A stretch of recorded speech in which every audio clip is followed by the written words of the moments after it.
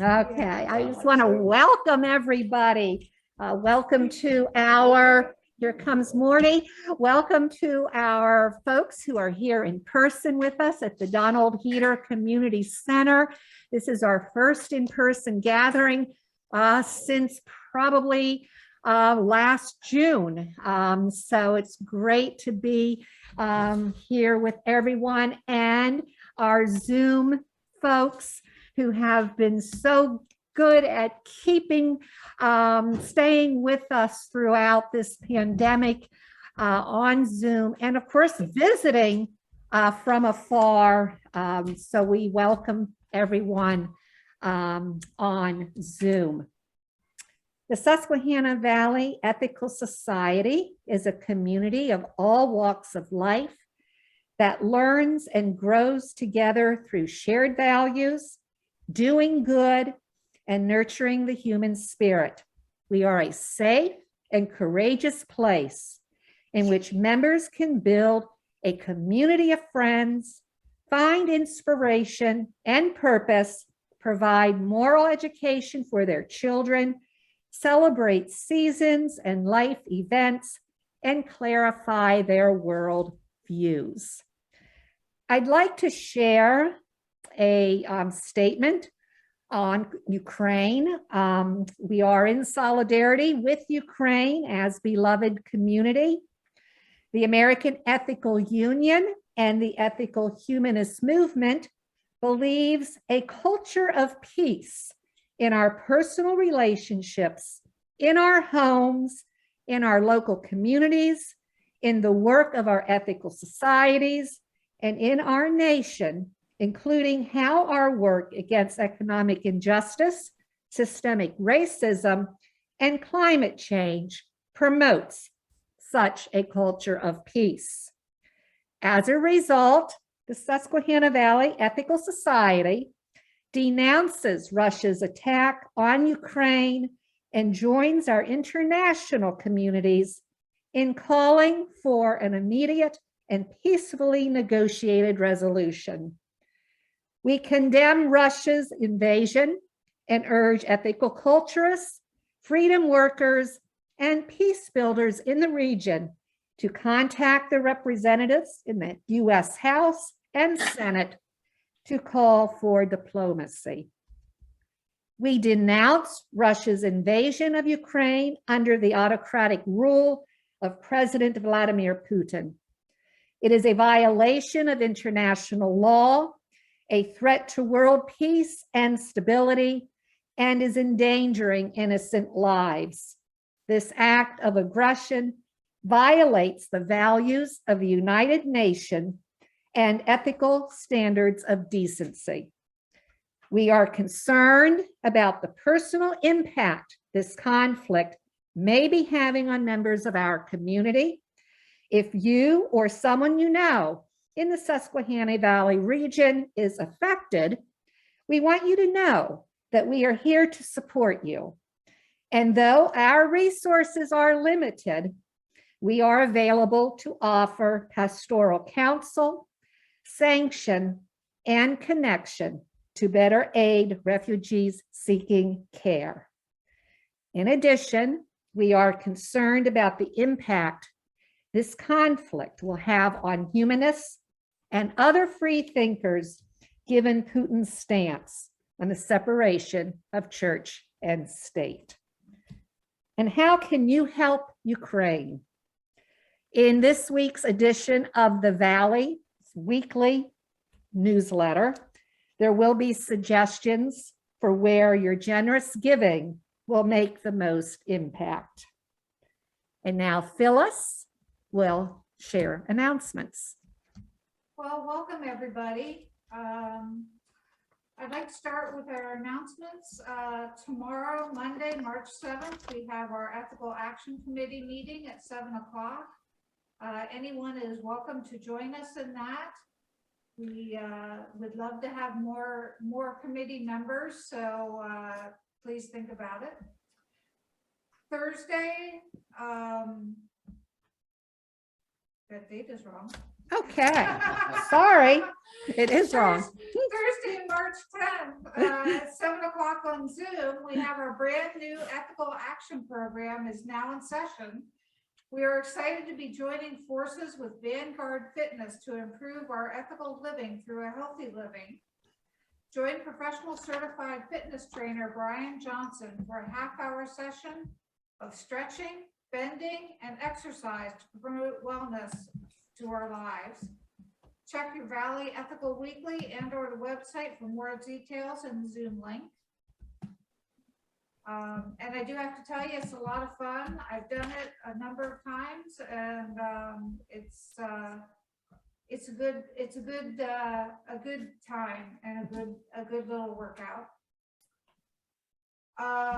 Big reminder this week is Raise the Region. It is time to help our Valley Ethical Society by supporting us through this year's Raise the Region on March 9th and 10th. On Wednesday, March 9th at 6 o'clock through 11:59 on Thursday, March 10th is the time that you can donate. I encourage you to visit www.raisetheregion.org and select Susquehanna Valley Ethical Society as your choice to support. There's a minimum $25 amount, but no maximum amount for donations. The First Community Foundation of Pennsylvania awards a variety of prize incentives, including stretch funds from generous contributions from the Blaze Alexander family dealerships in connection with the Raise the Region 2022. Your donations will be used to support scholarships for children enrolled in our Valley Free School Ethical Education Program, support for our PRISM program to provide resources and scholarships for LGBTQ teens in our region, the Dolly Parton Imagination Library Project, which puts books into the hands of preschool children in our area, and our projects to give children living at Haven Ministry Homeless Shelter a cuddly plush toy to hug. All gifts are tax deductible. And next Sunday, March 13th, we have a special guest speaker, Olivia Busby. She's going to talk on getting back to the nature of organizations. So we look forward to the excitement that Olivia always brings. Thank you for those announcements, Phyllis. A lot of things happening this coming week here at the Valley. And Anthony is now going to lead us into our meditative moment. Thank you, Patty. Once again, welcome to SVES, also known as the Valley. If you ever question, why do we meet? Why do we gather? Why does a diverse group of people come together? Well, let me share just a few points of what it is that we do in this creative, artistic, and cultural space. We come together to deepen our sense of the meaningfulness of life, to shine light on the ideas with which we guide our choices, to give us courage to take the higher path, and to get to know one another over time in appreciations of one's unique and incompatible worth. And together, we work for a world where love and justice cross all borders. I'll repeat that one more time just in case. And together, we work for a world where love and justice cross all borders. Succinctly stated, we affirm the worth, dignity, and uniqueness of every human being.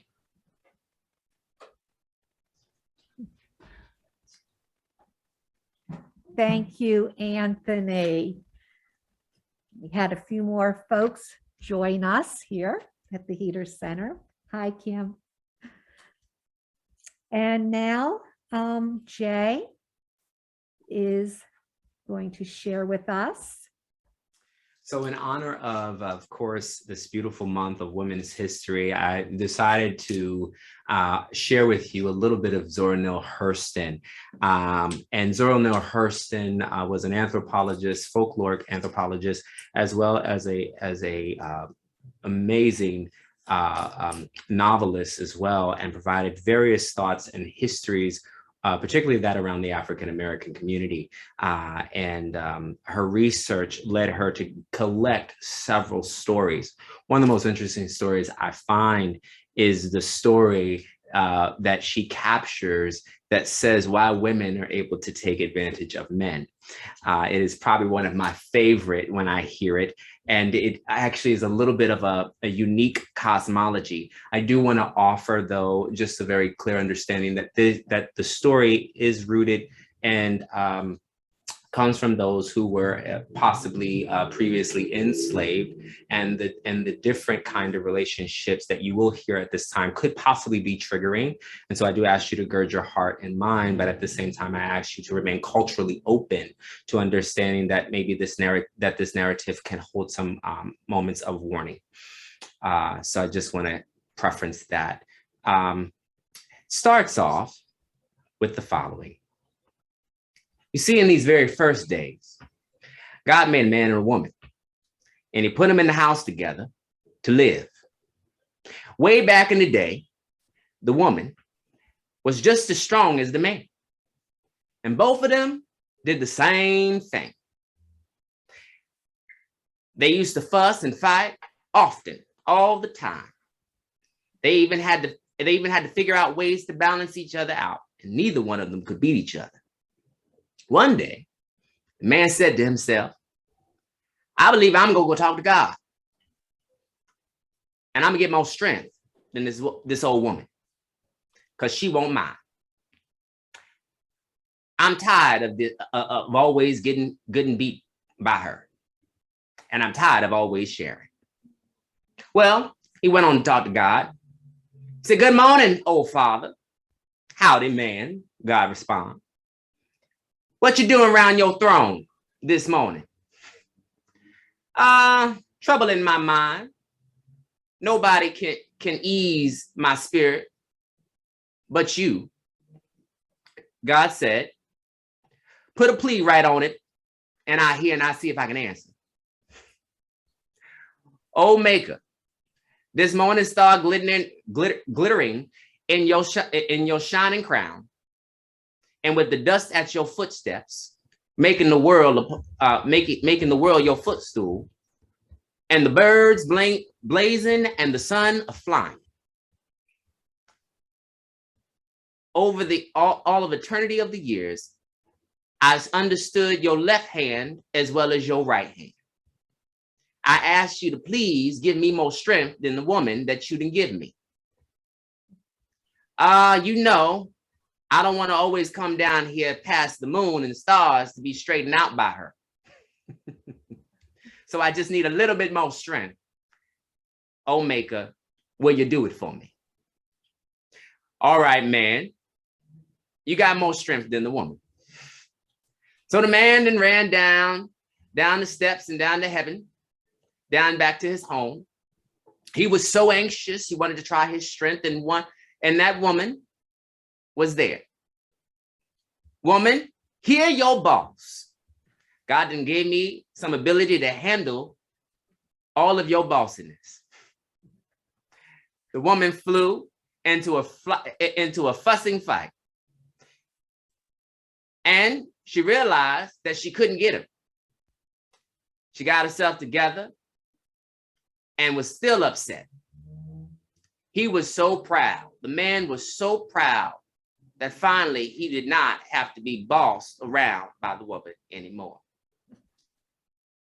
Now it was time for the woman to respect the man. But the woman was not done.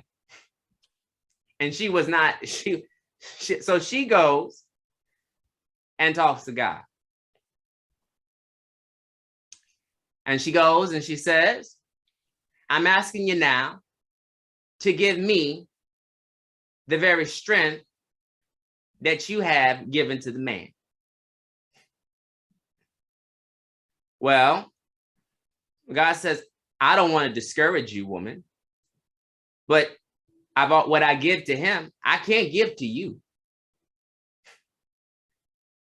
Well, the woman looks carefully and says, well, what are those that on your mantle behind your throne? So God said, those are the keys. So the woman said, well, give me them keys. Give me them keys over your mantle. And so God said, as you wish.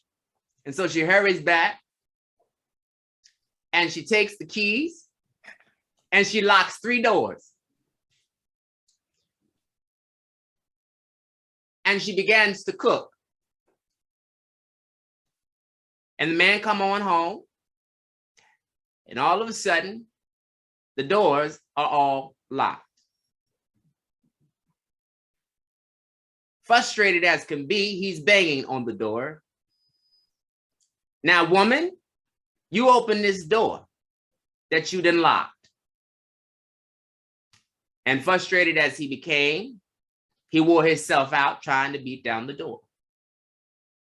He wore himself out trying to beat down the entire house. The keys.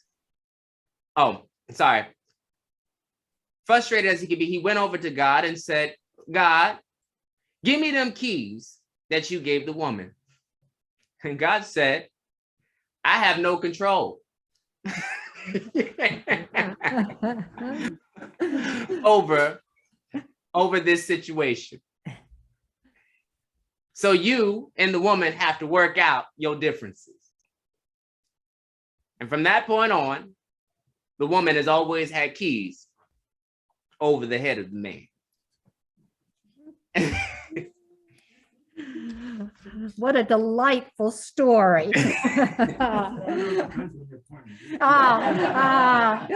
Did you hear Morty? He says that all depends on your point of view.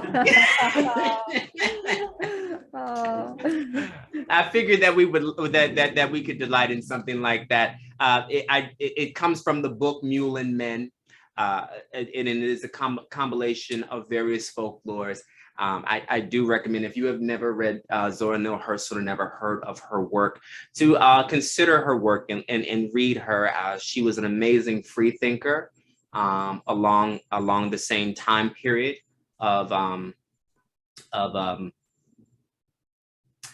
W.E.B. Du Bois and Langston Hughes and a few other historical Black figures. And I just wanted to point out that her work has of course been popping up over the years, but I just want to honor her in this space for Women's Month. Thank you. Thank you, Jay. And now I would like to turn it over to Olivia, our resident poet.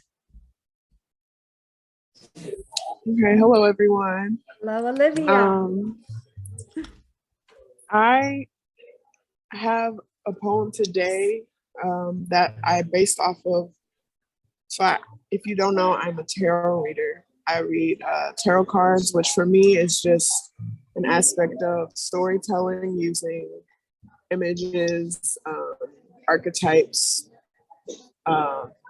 colors, and then the story of just archetypal human stories that are captured in cards. And so the poem that I'm going to read today is based off of this card, which is the Two of Staffs. So it's the Two of Fire, so the element fire, and the number 2. And it's based, my deck is a melanated tarot deck, so it's all based in the diasporic Black culture.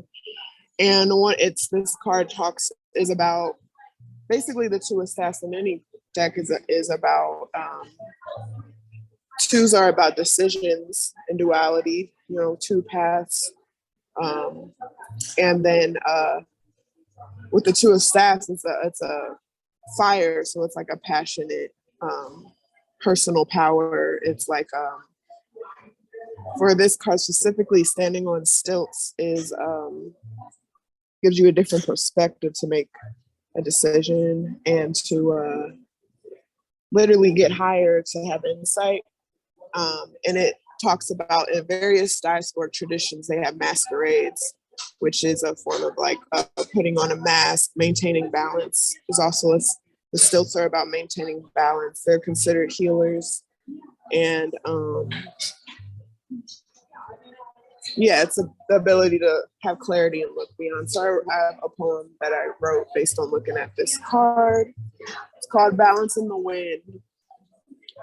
Standing on stilts to see the choices you're making won't show you anything you didn't know. Balancing on stilts so that you won't fall and open your mouth. Dressed in colorful clothing, standing on stilts to attract an eye and ear.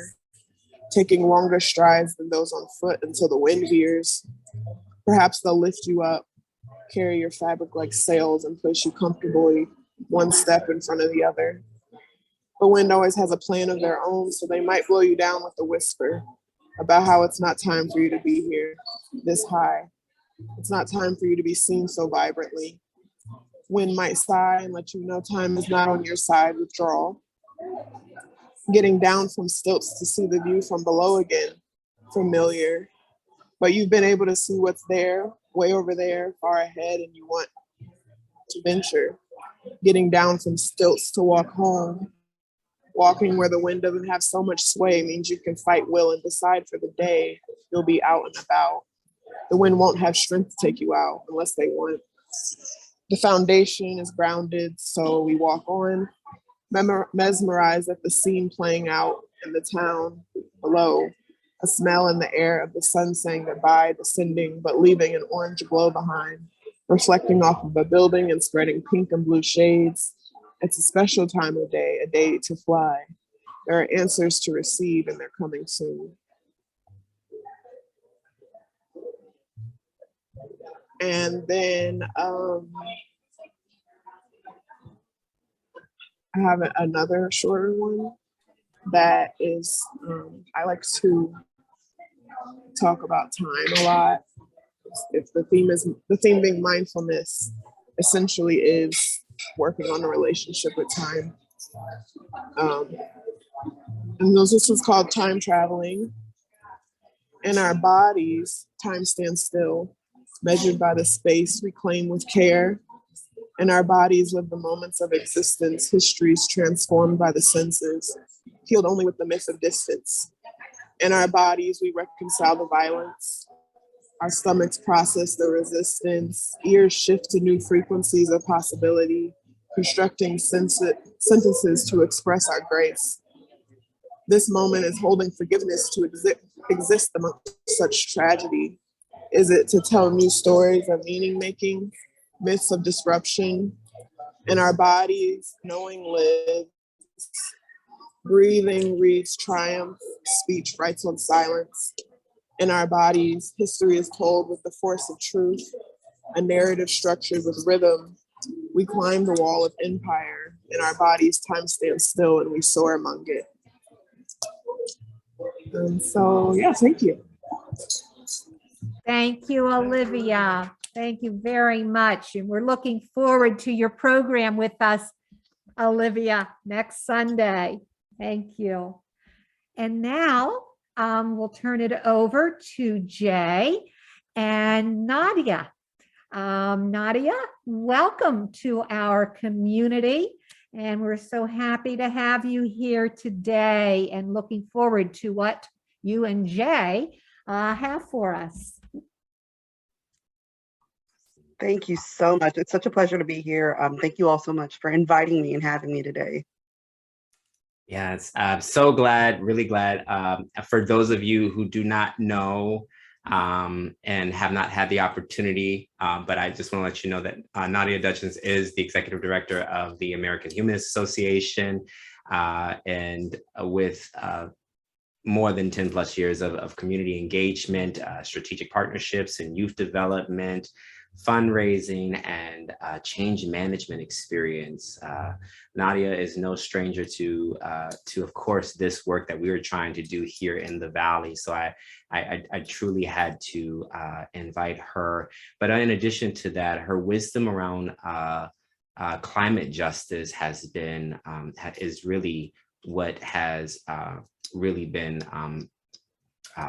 her kind of her makeup before coming to the humanist community. And so it's great to have a different vision towards this movement.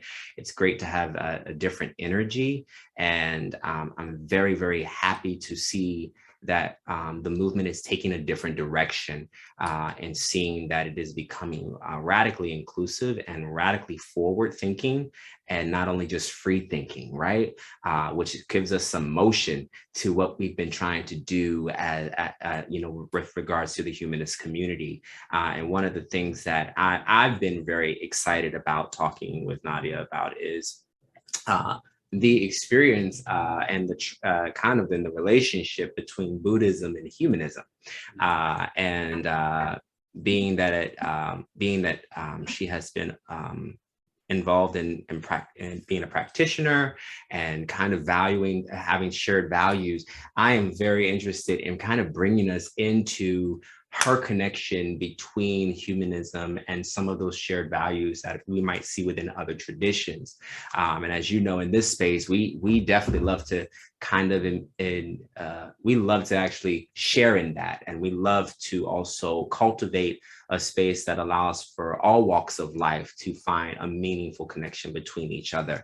And so I'm so glad to present Nadia, and I'm so glad to have her here and share and basically the worth of her knowing, and at the same time we'll be opening up the floor at some point.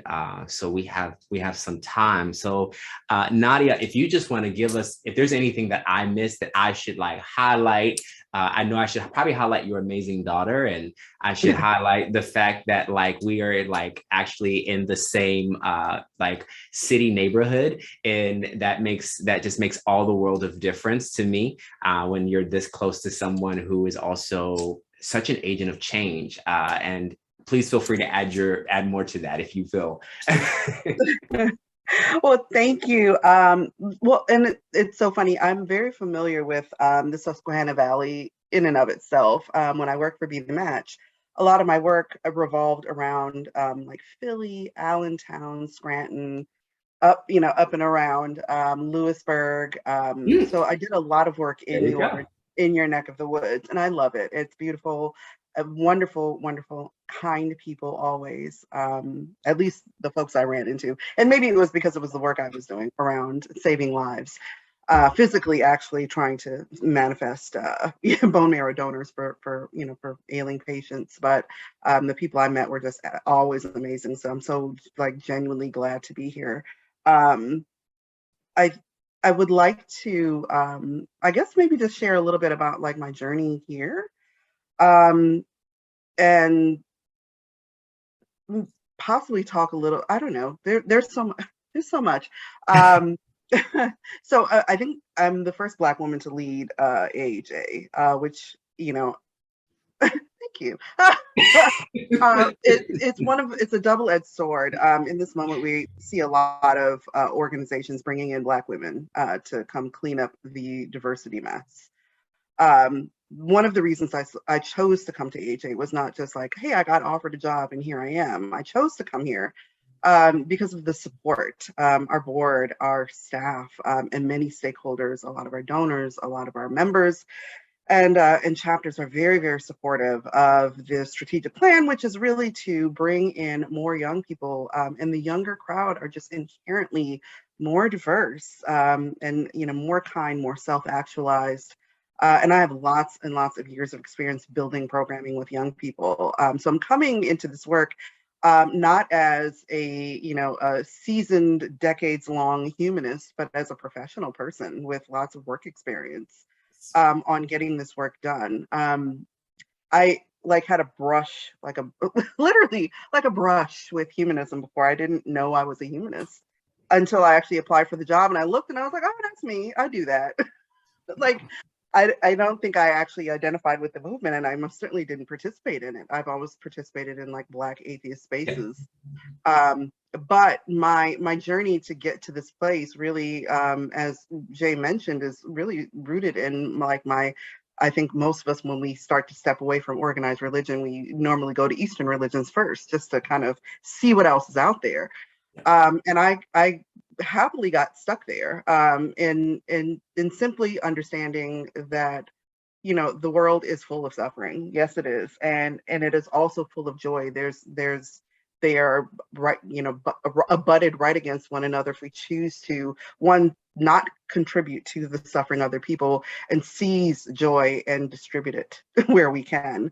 And the Eightfold Path has always been my guiding principle. I've always went, you know, before I even really even committed to learning about Buddhism, I had to juggle whether or not I had to be a theist, because, you know, I'd always been fed the line that, you know, Buddhism is religion, and it's not, it's philosophy. And that really sat well with me, and knowing that I didn't have to like revert back to something that I had already rejected. I had already rejected the idea of God. And thank you. Yes. But it, I love the fact that I could find this guide, this Eightfold Path, this guide of, you know, checking myself, literally checking myself on every single path. Like, I could have gone the corporate route and made like 2 gobs of money working for Bacardi. They recruited really heavily at my university. I could have gone umpteen different ways, and it's the reason that I do nonprofit work, because I just couldn't continue to like feed into the misery that corporate America, like, you know, distributes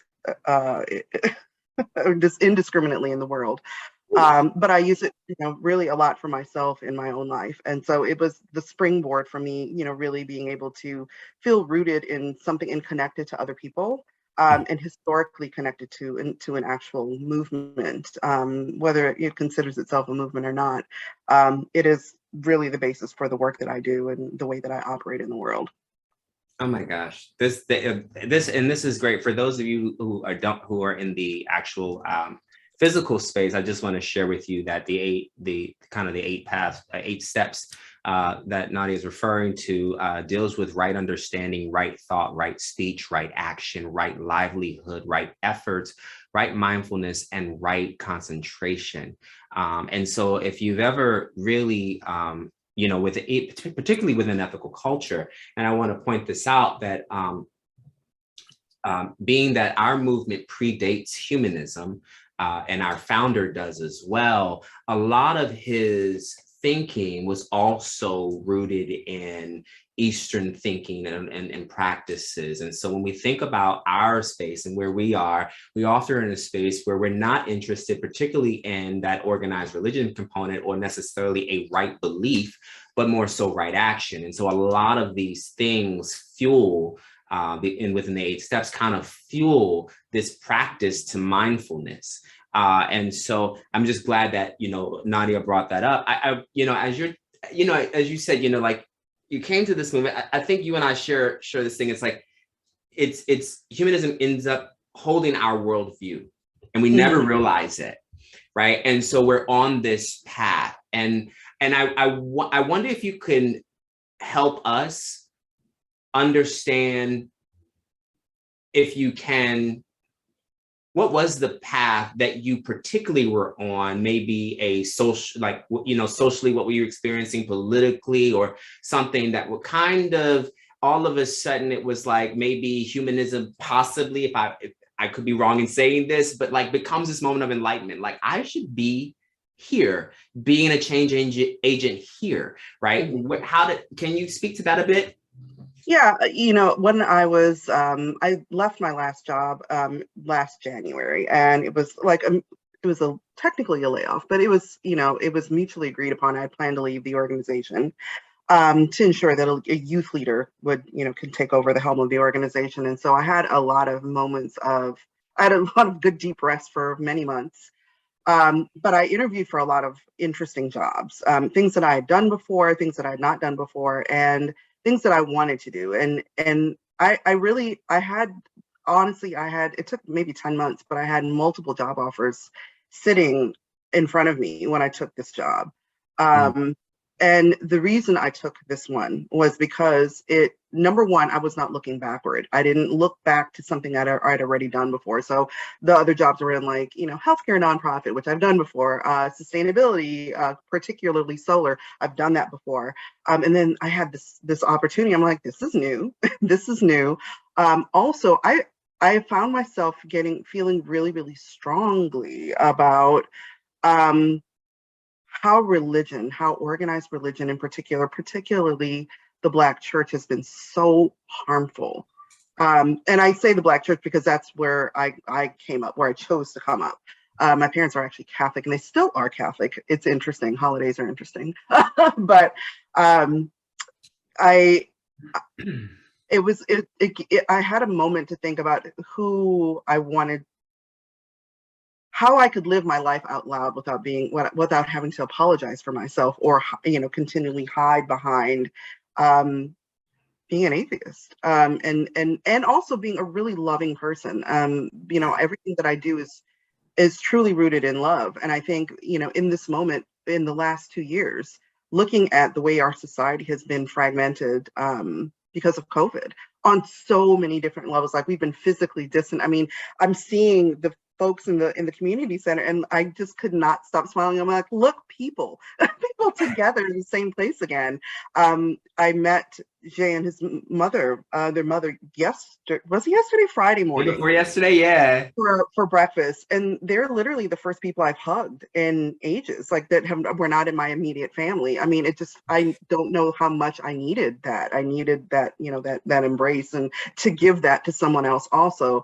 But we can look at the political fragmentation also, the fact that public health issues have been politicized, the fact that, abortion rights are, the fact that we're having a discussion about settled law with regard to abortion is just beyond me. I'm a mother of a daughter, and I'm a woman myself. And there are many people who are assigned female at birth and who are women who need this valuable service for so many reasons. And it's not our place to judge.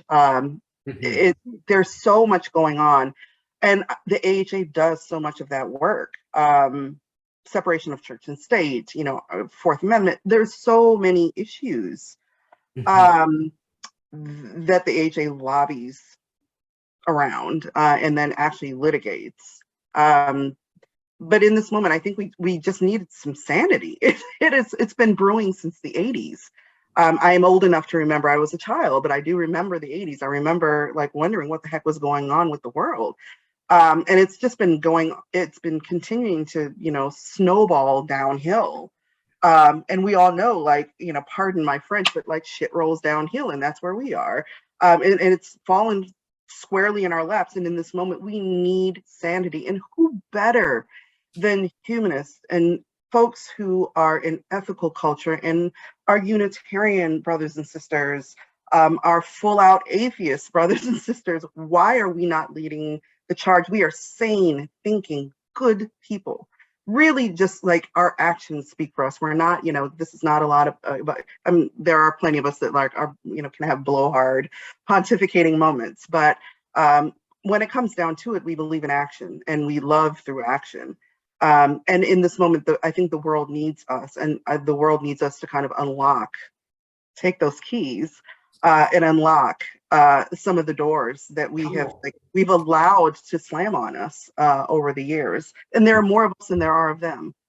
So we've got to get it together. And one of my last job in particular was working with organizers. And that's what we need to organize. We need to get ourselves together. We need to get facing in the right direction, at least one direction, the right one together.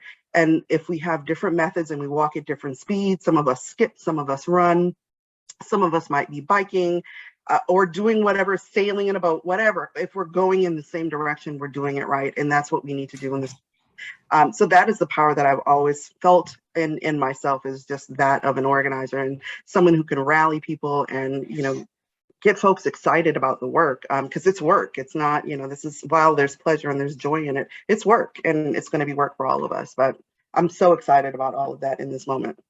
Oh, you're giving me I'm having an Ethicostal experience. Okay. I've had to figure out how to blend lot of my experience and my enthusiasm as a humanist when I come into this space, because you've hit on a few things. One of the things that I you know, as a loving critique to our communities and our movement as a whole, I find that it's very hard for us to move into the new. And so as you brought up the idea of the new, one of the and coming to this moment as new for you, you know, and as a community, one thing I will say, I will pride us on the, you know, in the Valley as always willing to engage with the new. But I know that it's not a lot of our humanist spaces, particularly because there is a comfort around certain topics, certain ways of knowledge, certain ways in which that knowledge is presented. And a lot of folks have a hard time, and especially in our community where we are, you know, I like to define, and you know, for those who have heard me describe our community, I always love to say we are very down home. We are, you know, and we are really interested in having a wholesome connection with people. And we are, you know, yes, we can be identified as a working class community, but we are a heart class community. We really try to get to the heart of the matter before leading with anything else. And so as you talk about, you know, this idea of new and you approaching new, with all of that preamble, I want to bridge this question with the idea of new and youth, and how should we begin to think about developing in this case, let's just talk about, let's bring it together as a right understanding between the generations, right? A right understanding between the generations as someone who, you know, who has to engage with young people, but also new ideas in order to make sure that we are tackling organized, in this case, an organization that is filled with particularly a generation that is probably a lot more in their more mature or seasoned years. I absolutely believe in intergenerational spaces, period. I think that you have people who have all of this life experience and lived experience. A classroom can't teach you what you learned through your lived experience. And that knowledge, the folks who are, I'm a Gen Xer, and so the folks who are my parents' age and older, who are, you know, probably in their 70s and older or so, have so much lived experience, and particularly if they were in this country, around, and most likely organized around the civil rights movement, around abortion rights, around equal rights, like the ERA. There are so many things that happened in the you know, the 60s and the 70s, and I think as we get older, most of us tend to ossify. we tend to, you know, our bones get a little stiff, as does our thinking, and as does our comfort level. We get a little complacent and a little comfortable. But I think asking the older generation to hearken back to those moments of passion, and youthful verve, and compassion for other people, when they were in their prime, and understanding like the young people today do it totally differently, but it's the same. Nothing is new. Nothing's ever new. What they're doing is not new. It's just new. Like the language is new. Like they talk so different. the young ones talk so differently. And I'm like, what are you saying, honey? I don't know what you mean when you say that. And I've thought about doing like a little like video glossary, which could be really fun, like an intergenerational video glossary, like on TikTok. I think it's going to be adorable. But you know, when the kids say this, you know, the older folks hear this. When the older folks say this, the young people hear this. You know, I think there's a language barrier, and I think that's really what it is. You know, when we hear young folks say abolish the police, you know, I've heard people say, oh no, you can't do that, and I'm like, you don't even know you don't know what they mean when they say that. And maybe it's not the best word. Let's be clear. Maybe that's not the best word, but there's a whole, you know, premise behind it. There's a whole idea. There's solutions behind that. It's not just saying, oh, let's get rid of it and do nothing. It's let's get rid of it and reimagine it. It is a holdover from slavery. Why are we doing this still? Why do we continue to participate in this kind of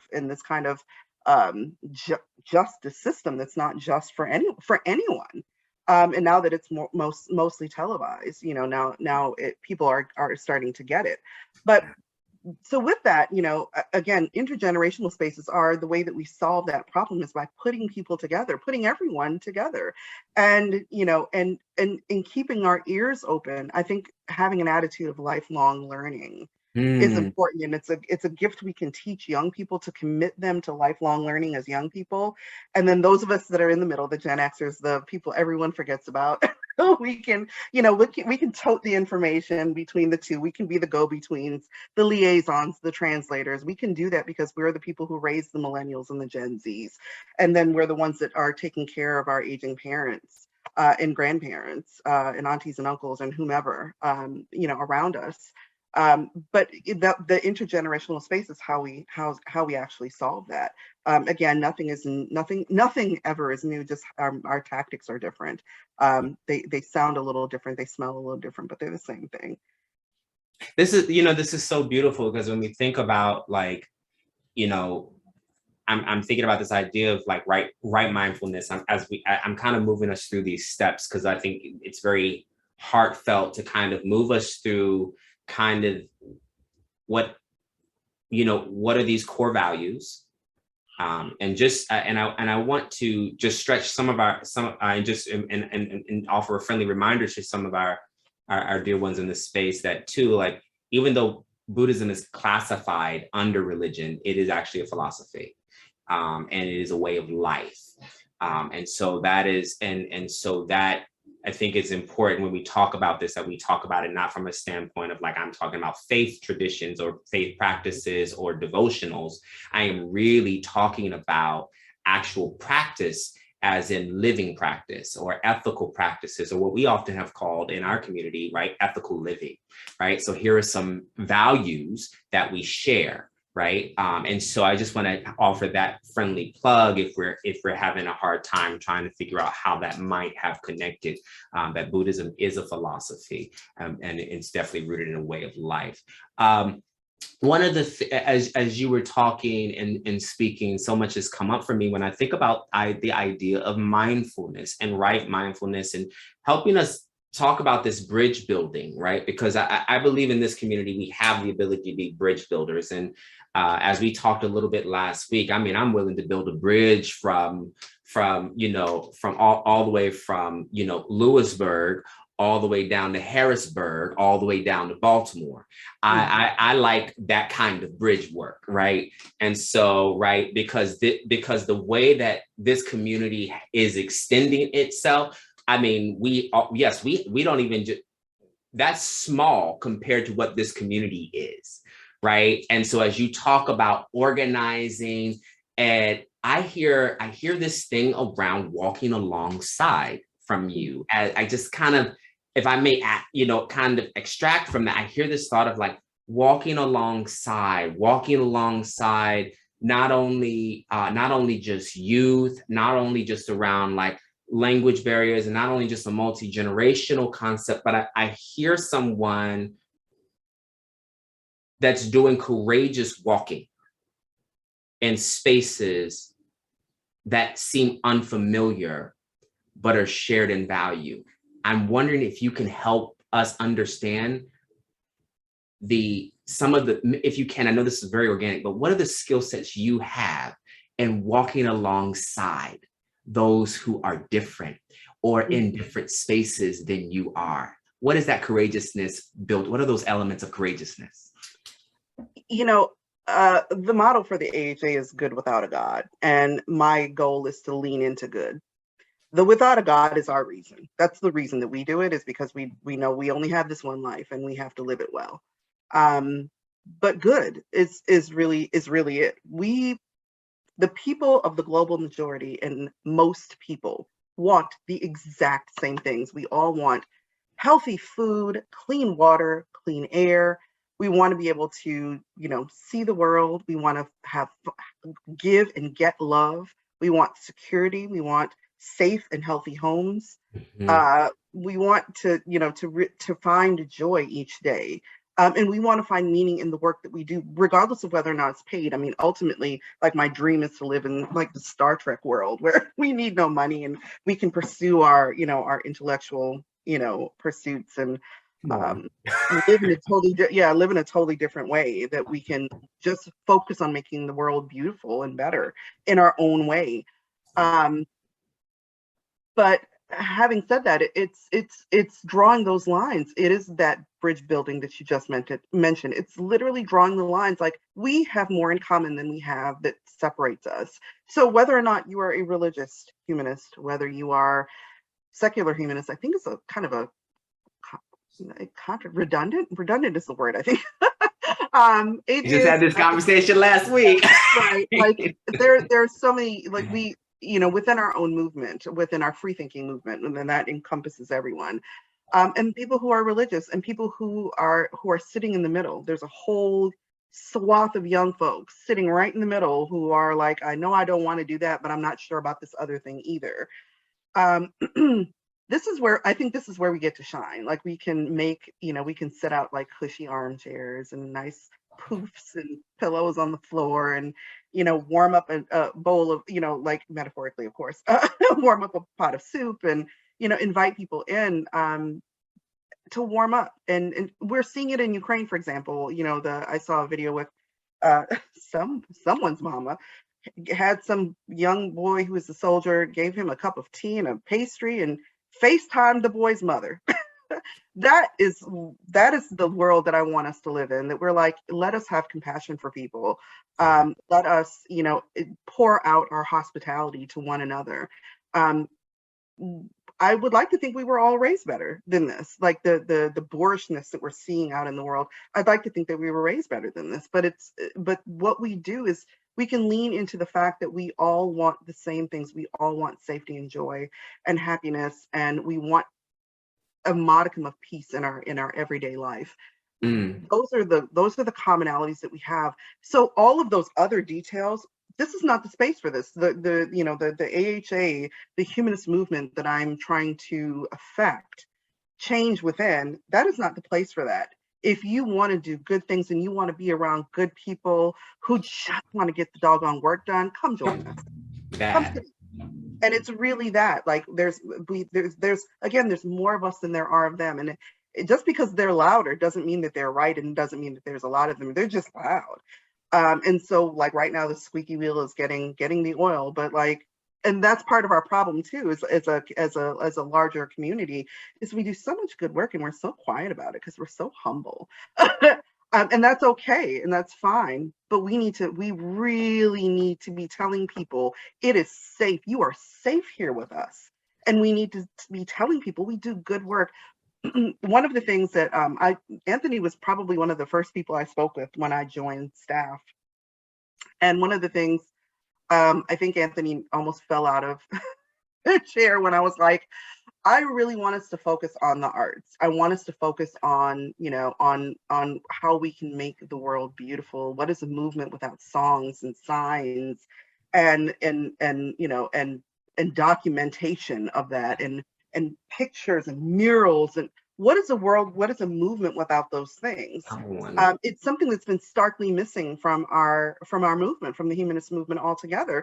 And it's also a space where older folks and young folks both love the same thing. Imagine that. We both groups, and those of us in the middle who are just lovely consumers and can and are tired and can just enjoy, but like, there are a lot of people who love these spaces. Why are we not cultivating them more? There's a place for everyone in our movement, and that's the difference between us and other people. Is that there really and truly is a place for other people. And if you would like to, I think there's a crowd. I think I've identified that there's a crowd in our movement that likes to argue, and not in a nasty way, and maybe sometimes in a nasty way, but like, they like spirited debate. And I think there's room for that. There's always room for that. And, and certainly if you want to argue with the other side, go on out there and argue with the other side, but do that and we'll be over here doing the work. Keep that separate so that it's not distracting, because we have work to do. And we need to be in the right spirit and in the right mind to do it. We need to, again, we need to have peace, and we need to be able to concentrate on what we're doing, because service is, it is one of the interesting aspects of Zen Buddhism that I loved, is like walking meditation. It is a meditation for us, for our bodies and our minds, for us to work together. If you've ever done something before, when I was working in a hospital in college, in the laboratory, I used to have all the charts on the patients, the actual physical lab tests on the patient's charts by 5 a.m. because the doctors rounded at 6. So that was one of my favorite things. Nobody liked doing it, but you would get into such a rhythm, tearing the pages and then stapling, tearing the pages and stapling, and then organizing them by, by floor and by unit or whatever. But some of those things, when you get into the rhythm of working, it's so soothing. It can be really, really soothing. It's why I think some people knit or crochet, is because you get into the, your hands are working and doing the thing and concentrating on the pattern. There is a formula for successful movements, and there's a formula for how we work with one another. And so I really just want to kind of dead the noise so that we can focus on doing the work together. But it's really, I think it's helping people see those lines, and helping through discourse, through respectful, kind, and gentle discourse, by saying, you don't see that? Here, let me give you an example of what you're saying and how that translates here. Don't you want to work with us? I cannot begin to tell you how many people we've talked with who are a friend of mine in climate work was like, oh, I don't know if I could work with your organization. I'm like, why? Are you not a good person? Do you not want to affect change? You don't want the world to be a good and healthy place? I was like, don't you love people? Don't you like trust and, and value the dignity of people? Yeah, I do. I was like, then you're a humanist. I don't care that you're religious. That doesn't matter. You're a humanist then. Come on, come right. down. So it's that. It's like, help tear down the preconception, because again, when you hear people who say, I'm an atheist, I'm agnostic, I'm not sure, which is what agnosticism is really. But they think that we're bad people, and we're not. We're some of the best people, because we try to do the right thing all the time. And so there's that negative statement about, like, I think being careful about, one of the past presidents of the AHA gave me that advice and said, try not to call yourself an atheist. Lean into humanism. We don't want to be defined by what we are not. We want to be defined by what we are, and what we are is all of these things. And I'm like, ooh, that was good advice. Thank you.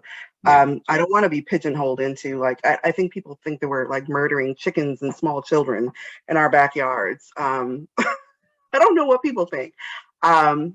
But we're fierce defenders of, our vulnerable population. We're fierce defenders of one another. We are the people who pipe up when we see some BS happening in the world.